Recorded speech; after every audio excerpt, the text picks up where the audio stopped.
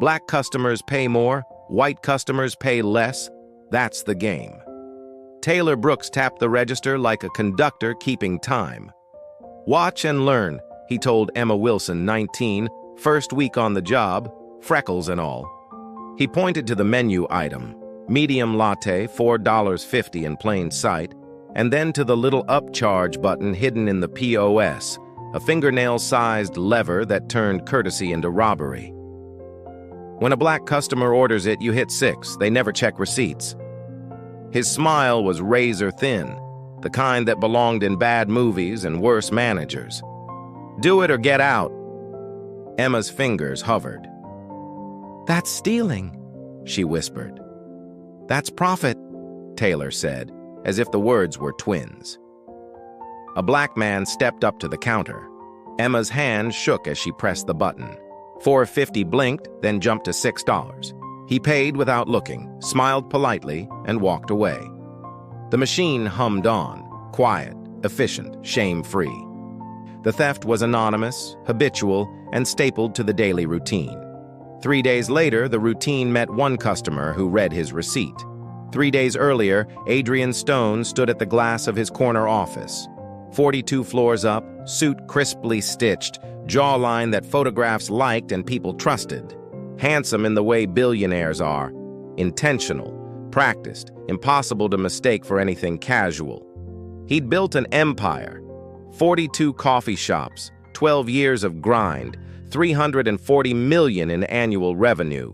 He'd built it on a promise he liked to tape to every framed photo in his office. Fairness in every cup. His phone buzzed. Subject line, "I'm done supporting you." From Dr. Marcus Franklin. Adrien read. Marcus Franklin had been a regular for 8 years, the kind of patron who bought more than lattes. He bought stories, loyalty, trust. Marcus wrote, "I've spent over $40,000 at your stores. Today someone showed me proof.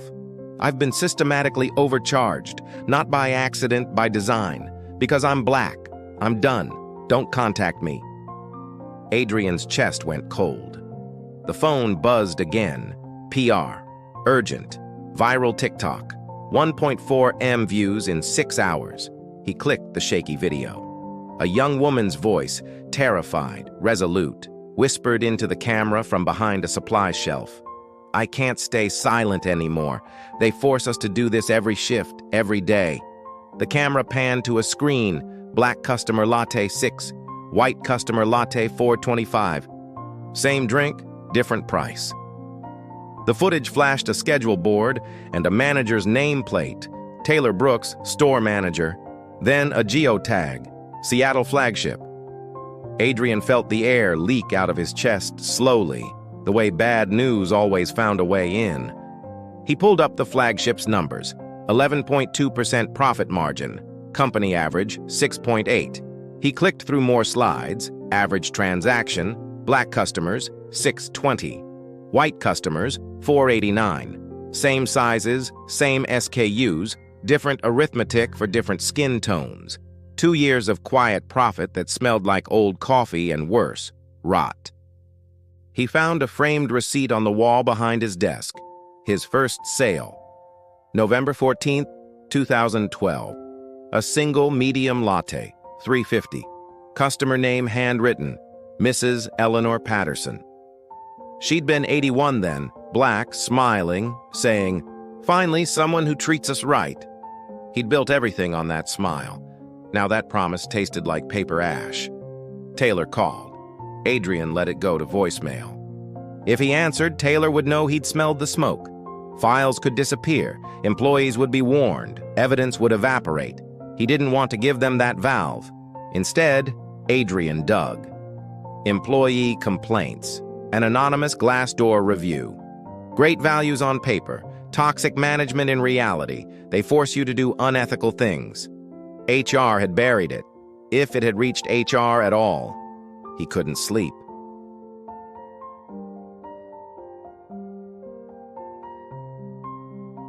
Tomorrow morning, he'd go to the flagship not as Adrien Stone, the CEO, but as a customer. Plain clothes, no cameras. He wanted to see the apparatus, how fairness had been rewired into a theft machine, and he wanted to catch it live. Because the data didn't lie, and the video didn't mislabel the crime. Someone had weaponized the register. Someone had turned an ethic into an exception. Adrien thought of Mrs. Patterson's smile and of Dr. Franklin's email, and the woman behind the shelf whose voice shook but didn't break. He promised himself one thing: he'd get proof, he'd face the rot, and then he'd burn the machine down. He didn't yet know the 3 words that would topple the scheme. 3 simple words spoken on a jittering video that would explode across the internet. I recorded this. But once they were out, the theft machine would rattle and stop, because even the best-kept rackets fall apart when someone takes the light to them. And Emma Wilson, 19, would hand over those words like a match. The coffee shop opened the next morning. A small bell jingled. Somewhere in the back, a shift manager toggled a hidden button. Outside, a man checked his receipt for the first time in his life. And in another corner, Adrien Stone pulled his cap down and waited for the system to cough.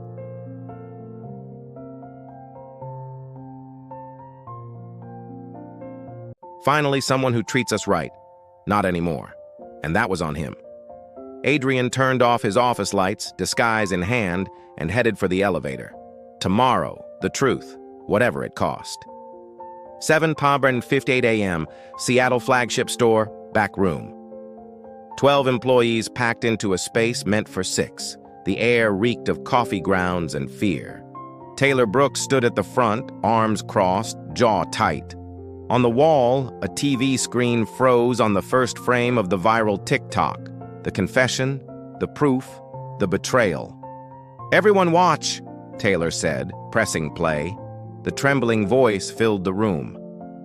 "They make us steal every single shift." When it ended, Taylor stabbed pause. "Someone filmed in my store, illegally. This is defamation. We're going to find out who did this." Silence. No one breathed. "If anyone talks to media, corporate, or anyone outside this room, you're done. Immediate termination." His gaze swept the group. "We're a family here. Family protects family, understand?" Murmurs followed, scared, mechanical. James Anderson, a barista in his 30s, raised a tentative hand. "But is it true? Do we actually—" "Meeting over!" Taylor snapped. Then louder, "Emani, my office, now!" Through the glass, the crew watched him lean forward, face tight with fury. Emani Davis, 25, black, eyes calm as deep water, didn't flinch. 30 seconds later, the door burst open. "Clean out your locker. You're done." "You don't even know it was me," Emani said evenly. "I know everything that happens here," Taylor replied, smiling like a man who'd never been caught. 5 minutes or I call security." Emani packed her locker quietly. Folder, notebook, her name tag, Emani Davis, barista. She unpinned it gently and placed it on the shelf. Emma Wilson appeared beside her, eyes wet. "I'm sorry, I should have—" "Don't," Emani said softly. "You've got bills, student loans, I get it. What are you going to do?" "Tell the truth, loudly." As she walked out, James called, "We should have stood with you." "Then you'd be out here too," she said without turning. "He's counting on you being scared." "Are you?" "Terrified," she said. "But I'm more scared of staying silent." She pushed through the door. Outside, Emani sat on the curb, folder in her lap. 2 years of work gone, rent due in 12 days. But inside that folder, proof Taylor didn't know existed. The back door cracked open. Emma slipped out, breathless. 2 minutes before he notices, she sat beside her. "I hate that I didn't stand up." "You're here now, that counts." "Does it? You're fired. I'm still doing his dirty work." Emani opened the folder. Pages of highlighted receipts, annotations, timestamps. 6 months of documentation, every wrong charge, every pattern. Emma's eyes widened. "You're reporting this?" "I tried. Corporate hotline 3 times. The complaints went straight to Taylor." "So what now?" "I don't know. Who's going to listen to a fired barista?" A man's voice came from behind them. "I'll listen." They turned. A man in a baseball cap, hoodie, and glasses stood holding coffee from the shop across the street. Mid-40s, casual, calm. "Rough morning?" he asked. "You could say that," Emani replied. "Mind if I sit?" She shrugged. He sat, leaving respectful distance. "Heard what happened. Sounds like you tried to do right, got fired for it. Sometimes doing right costs everything, but you did it anyway. That's courage." Emani studied him. Something about his voice felt familiar. "Who are you?" "Someone who knows what it's like when systems protect the wrong people." He nodded to her folder. "That's evidence. What will you do with it?" "What can I do?" "Taylor's connected. Corporate loves him." His jaw tightened. What if someone with real power saw this? Emani gave a bitter laugh. "Like who? The CEO? Adrien Stone has no idea what happens down here. Rich guys never do. They just count money and send congratulations emails." His face stayed still, but his eyes flickered. He didn't correct her, because she was right. Emma's phone buzzed. "Taylor's looking for me. I have to go." She hurried inside. The man gestured across the street. "Can I buy you a coffee somewhere that's not here?" Emani hesitated, then nodded. "Why not? I've got nothing but time now." They crossed the street. The small cafe felt human. No logos, no fake smiles. Adrien ordered 2 coffees, paid the exact price. The barista spelled both names correctly. Small things, but they mattered. Emani spread her receipts across the table. Adrien leaned in, eyes tracing the patterns. Black customer $6, white customer $4.25, Hispanic customer $8.50. Same orders. 6 months of theft disguised as business. "How long's this been happening?" Adrien asked. "Since Taylor took over as manager," Emani said. He nodded slowly. Inside his chest, fury and guilt burned the same color. 2 years minimum. Emani flipped open her notebook, pages creased from use. "I started noticing 6 months ago. A regular, Mrs. Patterson's sweetest lady, said her latte felt pricey. I checked. We'd charged her $2.35 extra." Adrien's chest tightened. Mrs. Patterson, the woman from his first sale, still being robbed. "I tried to fix it," Emani said. "Rang items correctly. Taylor pulled me aside within a week." "What did he say?" "That I was leaving money on the table." Her voice hardened. "Then he showed me the bonus structure. Margins above 8%, staff gets a $5,100 bonus. Taylor gets a lot more." She slid a printed email across the table. Company letterhead, official, approved years ago. Adrien stared at his own design, twisted into an incentive for exploitation. "So he steals to hit targets and forces you to help," Adrien murmured. "I refused at first. He cut my hours from 35 to 12. Rent was due. I had no choice. Emma hates it. Cries between shifts. James tried to resist too. Same punishment." Adrien leaned back. It wasn't just one bad manager. It was a machine. Systematic coercion powered by corporate indifference. "What about corporate?" "I reported it 3 times, Emani said bitterly. "Ethics hotline routes everything to local management. Taylor investigated himself." Adrien's stomach turned. He'd approved that structure. "Faster resolutions," the memo had said. He'd built the armor protecting Taylor. "You seem to know a lot about this," she said, studying him. "I work in workplace justice. Legal side," Adrien replied smoothly, handing her a borrowed business card. "Alan Stevens, Employment Law." "Your documentation's gold, but I need to see it happen. Taylor banned me from the building. What if corporate ordered your reinstatement pending investigation?" Her eyes narrowed. "You can do that?" Adrien pulled out his phone. "Rachel, it's me. Send a memo to the Seattle flagship. Employee Emani Davis reinstated immediately, pending investigation. Override objections." He hung up. Imani's voice dropped. "Who are you?" "Someone who needs your help." His gaze held hers. "Will you work one more shift tomorrow morning?" She looked at the folder. 6 months of stolen wages, racial profiling, and silence. What happens after you witness it? I stop it permanently, and Taylor goes down hard. A long beat. Then she nodded. Yeah, one more shift. At 4:45 a.m. next morning. Adrien stood outside the Seattle flagship, cap pulled low, glasses fogged from the drizzle.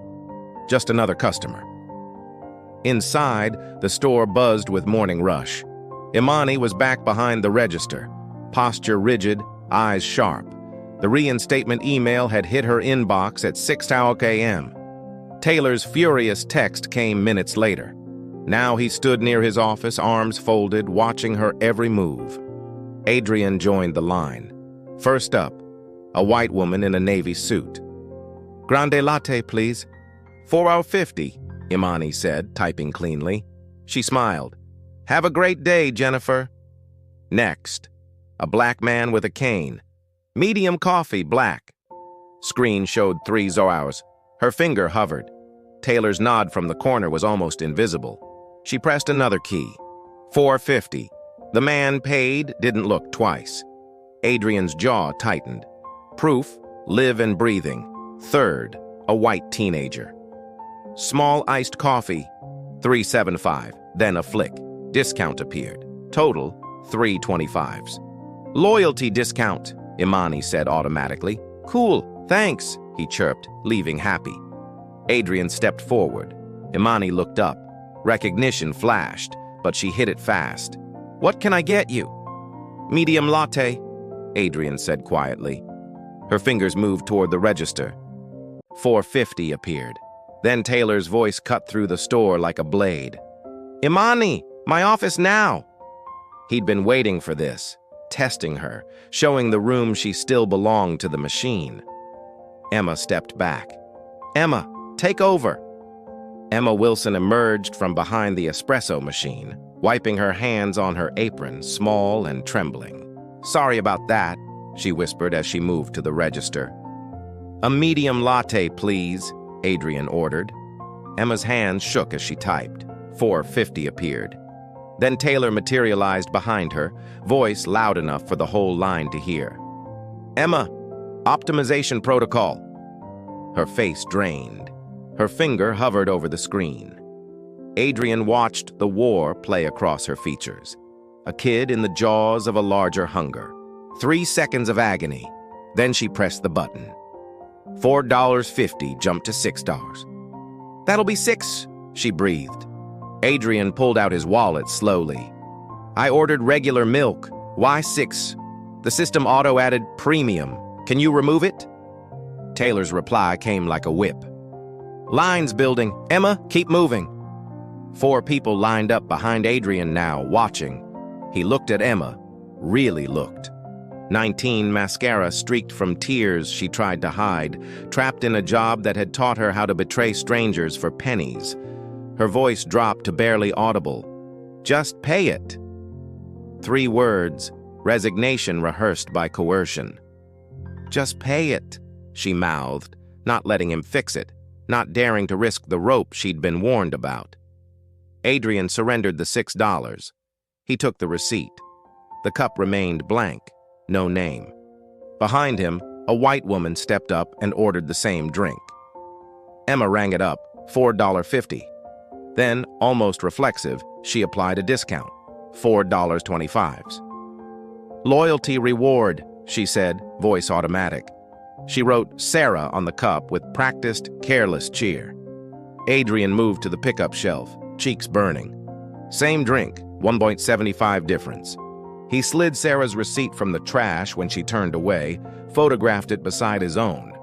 Evidence, side-by-side proof. He found a corner table with a clear line of sight to the register and started documenting. 30 minutes became a ledger. 8:45 a.m. Black woman, medium cappuccino, charged $7 menu, $5.50. 8:52 a.m. White man, same drink, charged $5.10, discount applied. 9:03 a.m.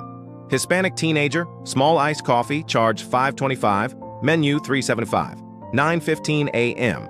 White elderly woman, same drink, charge $3.50, 50% discount. 9:28 a.m. Black man in suit, large latte, charge $7.85, menu 600. 9:35 a.m.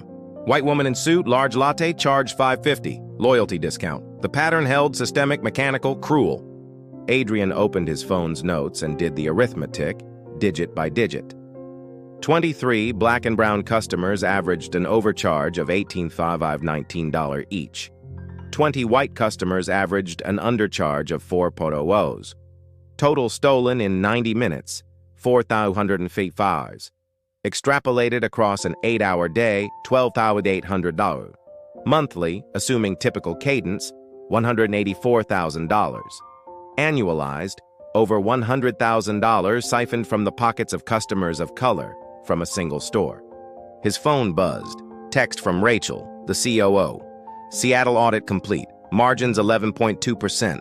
Other stores AVG 6.8%. Want details? 11.2%. Taylor wasn't just beating targets. He'd built a quiet theft factory. At 10:00 a.m., Emma took her break. Adrien followed, careful not to crowd her.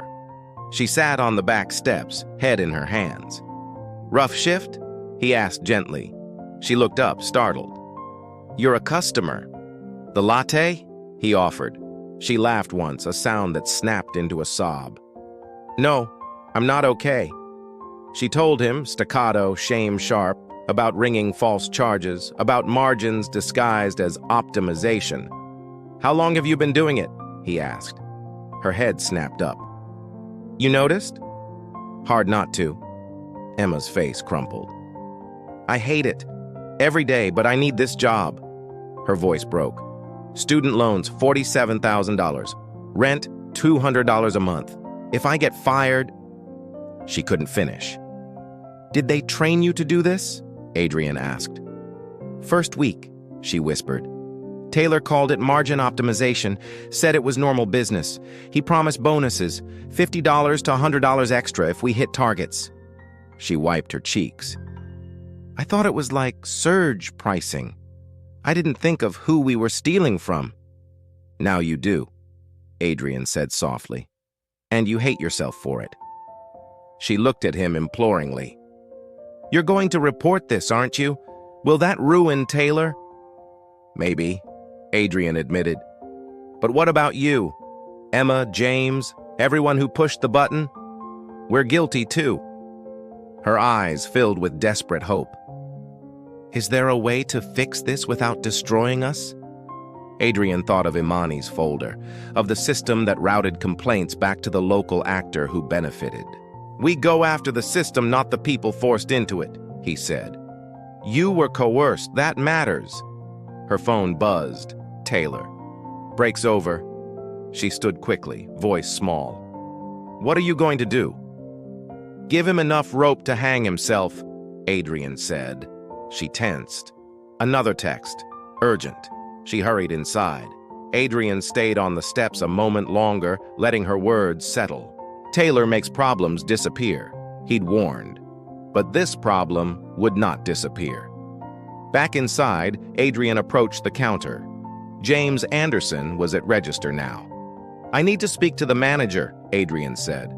James hesitated, then asked, "What kind of complaint?" "Pricing issue," Adrien said. James's face went neutral. "I'll get him." 30 seconds later, Taylor emerged. Polished, practiced, a smile glued into place. "I'm Taylor Brooks, store manager. How can I help?" Adrien held up his receipts. "I was charged $6 for a medium latte. Menu says $4.50. Taylor's smile didn't flicker. "System glitch. Let me refund you. Keep it." "I want to understand the glitch," Adrien said, and produced the side-by-side photos. "I've been here 90 minutes. I documented 40 transactions. There's a pattern." Taylor's smile finally cracked. "Who are you?" he demanded. "Someone who believes in honest business," Adrien replied. "If you're some kind of reporter..." "Look," Taylor said, scanning the busy floor, eyes narrowing. "Let's discuss this in my office." Not a request. Adrien followed. The office was small, walls plastered with awards. Manager of the Year 2023. Excellence in operations. Highest revenue growth. Each plaque tasted like rot now. Taylor closed the door, turned, and asked, with a laugh that had nothing humorous in it, "What do you want? Money? A settlement?" "The truth," Adrien said. "Fine. This is retail," Taylor said, voice oily with confidence. "Corporate sets impossible targets. I find creative solutions." Creative meant stealing from black customers. Adrien felt something cold unfurl in his chest as Taylor leaned back against the desk and talked like a man giving a TED Talk on theft. "We identify low audit risk transactions. Customers who don't check receipts, don't complain. Invisible income." He smiled, as if admitting it made him clever instead of criminal. Adrien's fists dug into his pockets. Taylor kept going, casual and vicious. "You target minorities specifically?" Adrien asked. "I target profit opportunities. Demographics or data. Employees, I train them. Some resist, I cut hours until they comply. Basic management," he shrugged. "You call it extortion management. I call it hitting 11.2% margin success." Taylor opened a drawer and brandished a printout. Quarterly bonus statement, $6,200. "Regional manager opens next month. These numbers guarantee it." He held it like a trophy. $6,000. Built on stolen dimes from Mrs. Patterson's Social Security, from Dr. Franklin's loyalty, from every single customer who trusted the company's name. Adrien's face was a map of betrayal. "Do you know who I am?" Adrien asked quietly. Taylor blinked. "Should I?" Adrien reached up, removed his hat and glasses. Recognition slammed into Taylor like a freight train. Color fled from his face. "Mr. Stone?" Taylor's mouth tried to form protests, excuses, the familiar puff of denial. Adrien didn't let him finish. He tapped his phone. The recording he'd been running since entering the office filled the room. Taylor's own voice describing how they identify low audit risk transactions. Confession played back in the manager's own cadence. The sentence landed like a gavel. Outside the thin office wall, the staff had gathered, drawn by the sound. Emani, Emma, James, every face that had been taught how to betray a stranger for rent money. Taylor's empire shuddered. "Call security," Adrien said softly to James. "Mr. Brooks is terminated, effective immediately." Taylor went from pale to furious. "You can't fire me. I hit every target. You rewarded me." His voice ratcheted up manic. "Other managers do this. Portland, San Francisco. You built this." He pointed an accusing finger. "You created the pressure. You're guilty too." Security arrived and escorted him out while his voice echoing down the hallway. In the doorway, he kept yelling the uncomfortable truth that Adrien would have to swallow. The incentives Adrien had designed were the very mechanism Taylor weaponized. Adrien turned to his team. He could feel the weight of every complaint that had been routed back into the machine he de-invented and left unchecked. "He's partly right," Adrien said, voice raw. "I created bonuses that rewarded the wrong things. I didn't oversee. I didn't listen. I failed you." Gasps filled the room as Adrien fired up his laptop and projected the numbers onto the customer display. No hiding now. Spreadsheets bloomed. 90-minute analysis. Black-brown customers, 23, average overcharge 185. White customers, 19, average undercharge 0.40. Total theft, $255 in 90 minutes. Daily extrapolation, $12,800. Monthly, $184,000. Annualized north of $100,000 from one store. Slides clicked. Seattle margin 11.2% versus company average 6.8%. The difference, more than $100K siphoned into bonuses. Then a single slide, Taylor's $6,200 bonus, highlighted, obvious. Someone cried. Emma's shoulders shook. James's fists unclenched slowly as anger replaced the stunned shame. A voice from the back, soft, trembling. "I spent my Social Security here." Mrs. Patterson stood in the doorway, cane in hand, face like a weathered coin. She held up today's receipt. Latte, $6.50. Menu price, $4.50. Adrien's throat closed. Mrs. Patterson, I trusted you the first day you walked in. I built this business on that. I failed you. He said it like a confession. I'm sorry. Sorry doesn't pay bills, but we will make it right. He cleared his throat, hands steadying. We will refund every customer who was overcharged, with interest, every penny. Security moved to escort Taylor out. He's terminated, one guard said. Taylor Final hurled a last manic claim, other stores, a conspiracy, then was gone. Silence hung for a beat. Adrien faced the staff with something like resolve and shame braided together. Immediate actions: 1. Audit all 42 stores. 2. Refund every affected customer. 3. Create an external ethics oversight team. 4. Eliminate bonus structures that incentivize opaque margin tricks. 5. Transparent pricing. If other stores are doing this, we'll find them and we'll stop it. He looked at Emani. You reported this 3 times and it failed you. I failed you. I'm sorry. Help me fix it. Imani's jaw was tight, but her eyes softened ever so slightly. Make it public. Make it permanent. Adrien nodded. Public, permanent. He switched to personnel policy slides. You participated under coercion. That matters. He laid out choice clearly. Leave with severance or stay and rebuild with training and protections. If you stay, there will be ethics training, independent oversight, restorative pay, and, yes, reinstatement with a pathway to better wages. Actions have consequences, even forced ones, but we will be fair. Emma was first to speak. I'll stay, she said, voice small but steady. I want to fix this. James and most of the team muttered assent. 8 of 10 chose to stay. Adrien walked to Mrs. Patterson and handed her an envelope. 2 years stolen, 176. Here's $211 with interest. He set another envelope on the desk, a lifetime VIP card, free coffee at any location. She stared at the cash, then at him. I don't want free coffee, she said. I want your promise. You have it, Adrien said. Never again. On my life.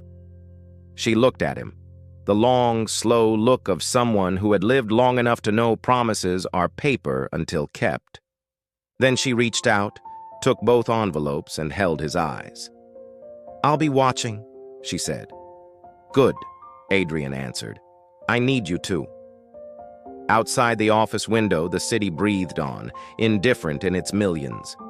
Inside a small company, its face to the world, began the hard work of undoing a theft culture. Public refunds, audits, a new ethics hotline routed externally, eliminations of perverse bonuses, and a promise that pricing would be transparent and enforced. Adrien filed the first of many public statements, called the external auditors, and sent the memo to every regional manager. Find it, fix it, report to an independent board. He also called Dr. Marcus Franklin and left a message he hoped would begin to mend more than accounts. An honest apology, an offer for a meeting, and the promise of accountability. Taylor's accusation that Adrien had created this stung. It was true in a way he'd refused to see. Systems are architecture and architects are responsible. He had built the house. Now he would have to tear out the rotten boards and rebuild, transparently, painfully, publicly. And somewhere, in a quiet place, Emma would sleep that night knowing she'd been given a chance to be more than someone who pressed buttons. Emani would watch the official channels for the first sign of real change. Mrs. Patterson would be looking. Adrien would not let them down. The work of redemption had begun. She left. Silence held for a moment before Emani stepped forward. What about me? You exposed this. You risked everything. Adrien reached into his pocket and placed something in her hand, a polished name badge gleaming under the store lights. Emani Davis, store manager, effective immediately. For a second, she just stared. The staff gasped. Emma's hand flew to her mouth. Then applause broke out, cautious at first, then rolling into thunder. Emma ran forward and hugged her. "I'm not qualified," Emani whispered, shaking her head. Adrien smiled. "You chose integrity over safety. That's leadership." She took a breath, pinned the badge on her chest. "Then here's my first rule. We ask every customer how to pronounce their name, and we remember it." Adrien grinned. "Perfect." "Second rule," she continued. "Pricing mistakes? Always favor the customer." "Exactly right." "Third rule, anyone sees something wrong, you speak up. To me, corporate, or the press. Doesn't matter. That's the culture we build now." The doors creaked open. Dr. Franklin stood there, cautious but curious. Adrien had called him earlier. "Dr. Franklin," Adrien greeted. "Thanks for coming." "Your message said urgent." "It is." Adrien turned the screen around. "We stole from you. 1,240 over 8 years. Franklin's eyes hardened. Adrien handed him an envelope. 1,550. Your money plus interest." "I don't want the money," Franklin said flatly. "I want a promise." Adrien met his gaze. "You'll have it. Public audit. Every store. Results published.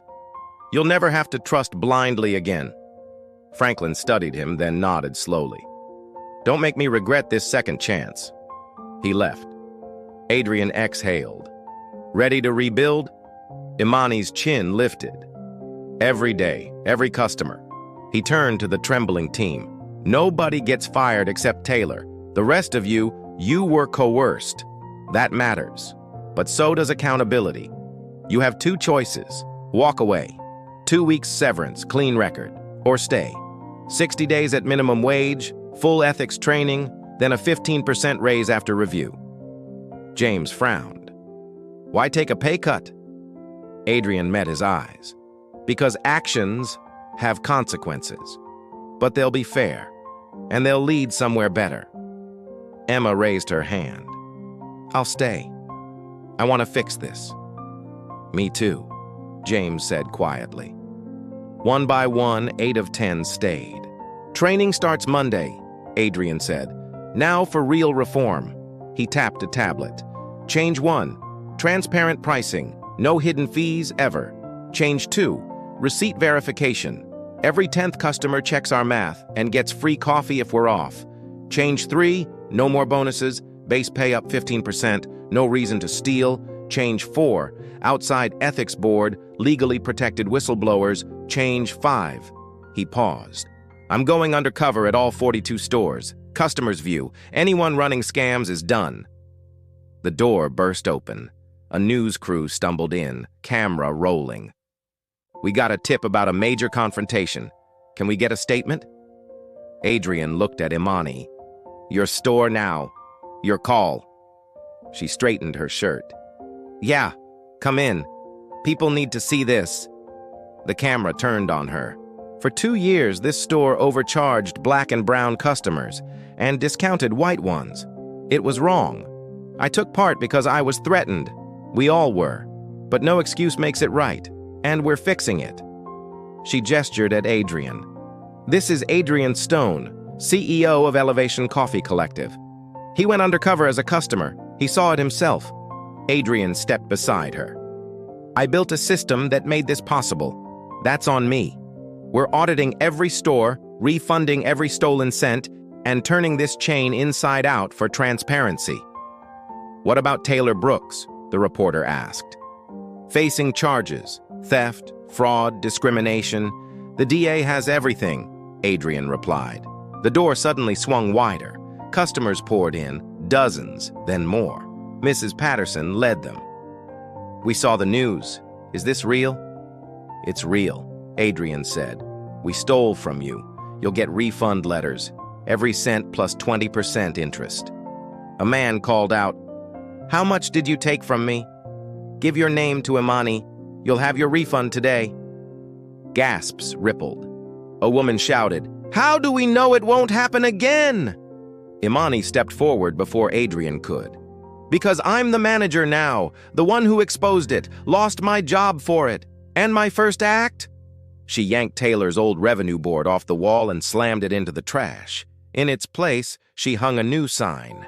Customer Trust Score. Goal, 95% accuracy. Success measured by honesty. The room erupted in applause. Mrs. Patterson lifted her refund check high. "He kept his word. Every penny back. I'm giving him another chance." Dr. Franklin stepped back into view. His expression softened. "He's actually fixing it." He raised his own check. "And that's worth something." As the cameras flashed, Adrien looked at Emani. She nodded once, steady, proud, unbroken. Outside, the sky was bright. For the first time, so was the truth. "Actions matter more than words," the reporter narrated as the camera zoomed in on the faces that had once looked away. The confessions, the refunds, the reform unfolding live. Emma stepped forward, trembling. "I stole from people. I hated every second, but I was scared of losing my job, my apartment, my stability." Her tears caught the light. "I'm sorry to everyone I hurt. I'm staying to make this right." James joined her. "Me too. However long it takes, whatever it takes." The cameras captured everything. Repentance, resolve, rebirth. Adrien turned to Emani. "Your store, what's next?" She looked around. The team, the crowd, the blinking red light of the news camera. "We reopen. Right now. And we earn back their trust, one honest cup at a time." She flipped the sign on the door. "Open." Mrs. Patterson stepped up first. "Medium latte, please." $4.50, Emani said. She paused, then smiled. "Actually, this one's on the house, for your patience with us." Mrs. Patterson chuckled, paying anyway. "This is how you rebuild trust, baby, one honest cup at a time." She dropped a $5 bill in the new tip jar, clearly labeled, shared equally among staff. The cameras zoomed in, capturing not scandal now, but something rarer. Redemption in real time. An hour later, the news crews had gone, but the transformation had just begun. Adrien gathered his team in the back room, laptop open. "Now we build the new system," he said. "Real change, starting today." He clicked to the first slide. Full audit. All 42 stores. 2 years of receipts. Every transaction analyzed by independent forensic experts. Any discrepancy, management removed immediately. No warnings. Emma frowned. "Who checks all that?" "Outside professionals, experts in fraud. Nobody inside this company touches that data again." Next slide. Customer restitution. "We've identified victims from card records. They'll get refunds plus 20% interest and a written apology. Cash customers can file claims. No proof required if they're regulars. We believe the customer first, every time." James blinked. "That's hundreds of thousands of dollars." Adrien nodded. "And it's justice. We stole it. We give it back." Emani spoke softly. "What about the bonus system?" "Gone," Adrien said. "Permanently. Every employee gets a 15% raise instead. You shouldn't have to choose between rent and doing the right thing." Murmurs turned into stunned silence. Next, transparent pricing. A new slide flashed. Exact prices, tax included, no hidden fees. QR codes for live audits. Price match guarantee. Overcharge equals free item plus a $20 gift card. "That'll cost us," James muttered. Adrien's eyes hardened. "Good, it'll teach accuracy." He advanced the presentation. New ethics hotline, external anonymous, managed by a law firm, not HR. Retaliation equals immediate termination. We believe whistleblowers now. Emma raised her hand. "What if someone lies?" "Investigators will check, but we start by believing them. The old system failed because it didn't believe Emani. Never again." He clicked again. Employee Support Fund, $500,000. Scholarships, counseling, debt relief. You all survived something cruel. We rebuild together. Emma's voice broke. "You're investing in us after everything?" Helping you isn't charity, Adrien said. It's justice. He paused, then, leadership accountability. Starting with me, 6 months undercover, all stores, rotating disguises. After that, quarterly surprise visits forever. Results public, anyone can check. Emani folded her arms, smiling faintly. Making yourself accountable to everyone. Should have done it from the start. And Taylor? Emma asked. Facing 6 charges, theft, fraud, discrimination. You'll testify as witnesses, not defendants. Relief washed across the room. Mrs. Patterson, who had lingered, spoke up. What do you need from us customers? Adrien smiled. Hold us accountable. Check your receipts. Tell others what we're doing, good or bad. Emani picked up a marker and cardboard. Then this goes on the door. She wrote in bold strokes. We're sorry. We participated in systematic theft. We were wrong. We're fixing it. Every day, every customer. Adrien smiled for the first time in days. Perfect. They taped it outside. Some people glared and walked away. Others stayed, watched, thought. A woman in a business suit knocked. I saw your sign. That took guts. We owed the truth, Emani said. You deserve better. And starting now, you'll get better. Starting with you. The woman studied her eyes, found honesty there. All right, one chance. Thank you, Emani said softly. Your next drink is free, and your refund's coming within 72 hours. Adrien stood back, watching his team serve. Emma greeting customers with steady hands, James apologizing sincerely, Emani moving like she'd been born for this. He realized this was the company he'd meant to build 12 years ago. Not shiny, not perfect, but human. 3 weeks later, 6:30 a.m. Emani unlocked the Seattle flagship doors, her keys, her store. The menu gleamed with clean prices. No tricks. Emma arrived early. Morning, boss. Morning. How are you doing? Better. The counselor helps. I'm sleeping again. Good. You don't carry this alone anymore. They prepped together in easy rhythm. At 7:00 sharp, Mrs. Patterson entered. Your usual, baby? Please, she said, smiling. $4.50. Exactly right, Emani said, writing her name neatly on the cup. The register beeped softly, honest, balanced, clean, and for the first time in years, Elevation coffee smelled like trust. That'll be $4.50. Mrs. Patterson pulled out her VIP card. This still real? She teased. Absolutely. On the house. She paid anyway, slipping a 5 into the tip jar. Supporting what you're building. This is how you build it. Morning rush began. 7:23 a.m. A black businessman ordered a large latte. Emani rang it carefully. $6 even. Have a great day, Marcus. He checked the receipt, looked at her, then smiled. It's right. Finally right. 7:45 a.m. A white customer, soy milk, extra shot, vanilla caramel drizzle. Sophie handled it. $8.25. No random discount, no favoritism. Should I have given her a discount? Sophie whispered. Only if there's a real promotion, Emani said. Fair means fair for everyone, especially when they expect the opposite. 8:30 a.m. James arrived, backpack slung, eyes alert. Morning shift suits me better. Balances coursework. How's business class? Emani asked. Hard, but good. The scholarship you helped me get, it's changing everything. You'll be a great manager someday, she said, learning from the best. At 9:15 a.m., Emma froze. A customer she recognized, the one she'd overcharged dozens of times under Taylor. Medium cappuccino, he said. $5.50, she replied, hands trembling. She handed him the receipt, then stopped. Sir, I need to apologize. He frowned. For what? When I worked under old management, I overcharged you, more than once. I was scared, but it was wrong. You'll get a refund. but I wanted to say it face to face. He blinked, stunned, then nodded. That takes courage.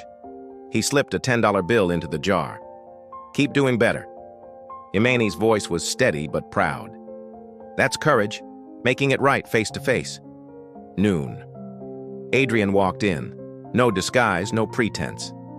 Spot check, he said. How's it going? See for yourself.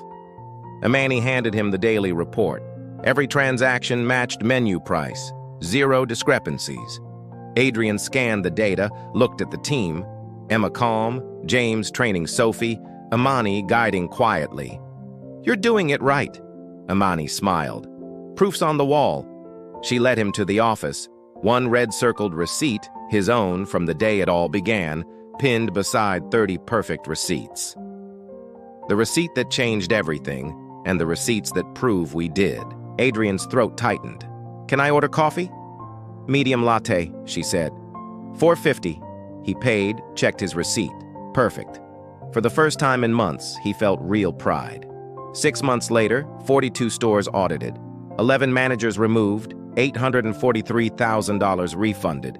8,240 customers made whole. Taylor Brooks, guilty on all counts. 18 months in prison. Emani Davis, University of Washington, business program, full scholarship. Emma Wilson, shift supervisor, ethics trainer. James Anderson, assistant manager, Tacoma. And Mrs. Patterson still came every Tuesday, supporting what they were building. The wall of receipts grew. Hundreds strong, everyone a promise kept. Adrien still checked every quarter, undercover again, watching the company he'd finally learned to build. Not flawless, but fair. If this story gave you chills, smash that like button. If you believe people like Emani deserve to win, hit like. If you think leaders like Adrien should be everywhere, subscribe to Fate Tales. Because this isn't fiction, it's a movement. Check your receipts. Speak up. Break the system that steals quietly. That extra $150, it's not just money, it's dignity. And dignity is worth fighting for.